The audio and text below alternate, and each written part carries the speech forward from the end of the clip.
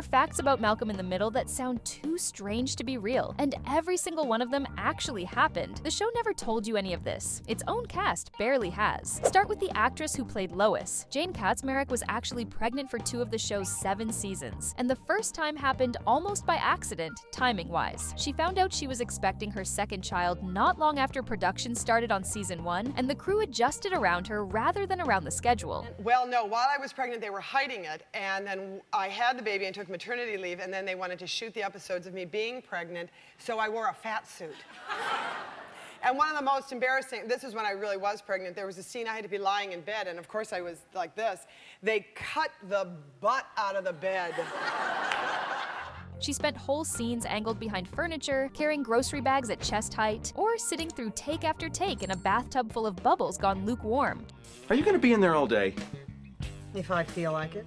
Fine. Just to keep her stomach out of frame, she later summed up the season with a line about becoming an expert in the fine art of keeping her tummy off camera. Between takes, she snacked on Tootsie Rolls and described her job on set, half joking, as coming in to yell at the kids and hang around the snack table. Her son was born before the first season had even finished airing on Fox in early 2000. 3 years later, it happened again, and this time, nobody bothered hiding it. Baby just started kicking like crazy. It's almost like something was upsetting.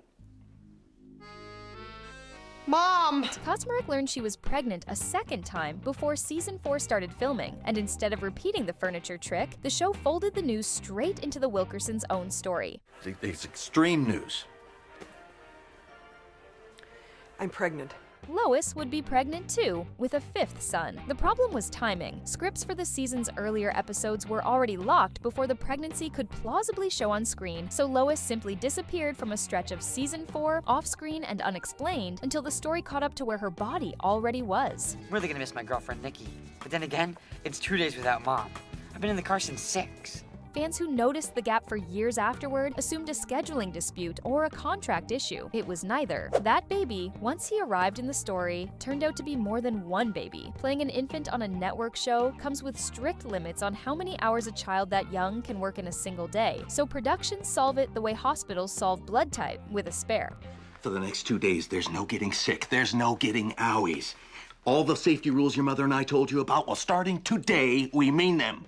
Jamie Wilkerson was played first by 2 different sets of twin girls as an infant. Then, once he was old enough to walk and talk, by identical twin boys, James and Lucas Rodriguez, who split the role between them for the rest of the show's run. There are a lot of viruses going around.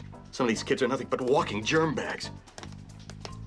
The same willingness to bend reality around the show existed on the other end of the cast too. Malcolm was written on the page as a 9-year-old, and the network cast Frankie Muniz to play him anyway, at 13. Rather than replace him or force the writing to match a fictional 9-year-old, the producers simply aged Malcolm up into a middle schooler and rebuilt the part around the actor already standing on set. Muniz almost wasn't there to audition at all. He was 12 when the audition was scheduled for 9:30 in the morning, the same day as a Pizza Hut commercial shoot, and with roughly 20 other kids competing for the part, he told his mother there was no way they'd make it. The commercial felt like the real opportunity. He went to the audition anyway, but rushed through it on purpose, saying his lines as fast and as angry as he could just to get it over with and get to the shoot. That impatient, irritated read is what got him the role. Muniz himself put it simply years later. That's exactly who Malcolm was. Hal's casting worked almost the same way, pulled off the page by one actor's choice. For crying out loud, how come there's never any iced tea in this pitcher?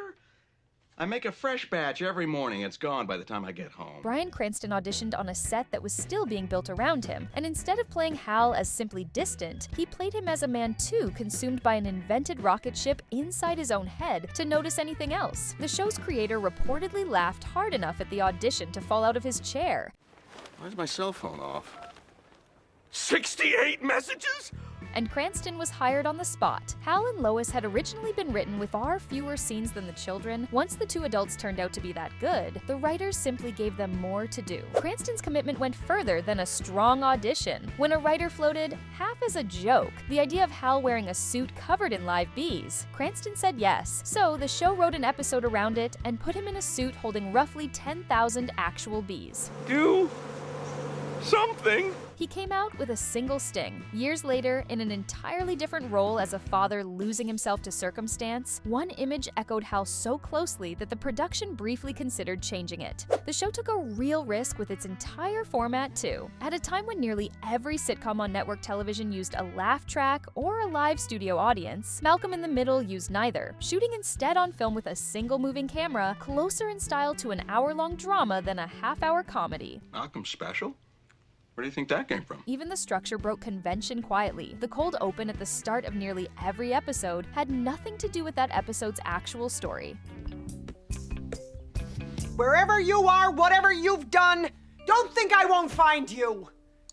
That formal risk-taking extended to the theme song most viewers never gave a second thought. Boss of Me, written and performed by the band They Might Be Giants at the request of the show's creator, who wanted something high energy enough to capture three brothers colliding in one house, won the 2002 Grammy for Best Song, written for a motion picture, television, or other visual media, the first television theme song in the award's history to win it. Kaczmarek was nominated for Outstanding Lead Actress in a Comedy Series 7 times. Once for every season she played Lois, and never won. How can you let this happen? How could I let this happen? A losing streak that ties her for the second most losses ever in that category. Cranston fared no better across 3 supporting actor nominations of his own. The show itself still won 29 of its 94 total Emmy nominations, taking home at least one award every single year it aired except one. The show made one more unusual choice, and it deliberately never resolved it. The pilot script originally listed the family's last name as Wilkerson, but the creator cut it before filming because he didn't want the family read as belonging to any specific ethnic background, a household that could be anyone's family, with no name attached to narrow it down. On set, the missing surname became a running joke that lasted 7 seasons, brought up constantly and never once settled. The show itself ended in 2006, and what happened next to the people who built it is its own kind of trivia. Justin Burfield, who played the middle brother Reese, walked almost entirely away from acting once the series wrapped. He started his own production company in 2004, partly named after the show itself, went on to become chief creative officer at another production company, and built a career producing rather than performing. I hear if you're really good, they'll put apple juice in your sippy cup. When the eventual revival brought him back in front of a camera after 2 decades away, he described stepping onto set again as surprisingly low pressure. Christopher Kennedy Masterson, who played the oldest brother Francis, went even further from the industry he grew up in. At least on paper, he became a full-time club DJ in the 2010s, performing under the name DJ Chris Kennedy at venues across the country. The strangest disappearance belongs to the youngest of the original 3 brothers on screen, Eric Pear Sullivan, who played Dewey. He stopped acting completely in 2010 at 19 and turned down the chance to return for the revival. His name is Egg. Egg? I named him. Jane Kaczmarek, asked years later what happened to him, said only that he had never really wanted to be an actor in the first place, that he was studying, by his own request, at a university he had specifically asked his old castmates not to name, and that he had become a devoted reader of Charles Dickens. One version of the story, circulating online, names the school directly. Kaczmarek's own account makes clear that whichever school it is, Sullivan decided himself that it should stay unsaid. Then, there is the actor at the center of the whole show, and his own memory of making it became a story in itself. In 2017, Frankie said publicly that he barely remembered his 6 years playing Malcolm and pointed to a string of concussions from his second career as a professional race car driver. I heard the news about your memory loss, bro. A little bit. Is it harder on the racetrack or on the dance floor, like when you're like... Ooh, I'm more nervous on the dance floor for sure. The claim spread as a simple, dramatic fact. A professional athlete's brain had erased his own childhood television show. Years later, on a podcast, Frankie corrected the record himself, saying the comments had been taken out of context, that what he actually has is an ordinary bad memory rather than a diagnosed condition. We're doing this and we were battling and then I had a vibration in my wheel and then I came in. I remember like 2 laps of the race that I did Just the night hyper-focused. before. Yeah. I'm so focused on what I'm doing, but then like... And that he never claimed the crashes were the definite cause. And if you want to see this family's one certified genius measure himself against an equally big one, this one is up next. Malcolm versus Sheldon, Battle of the Geniuses.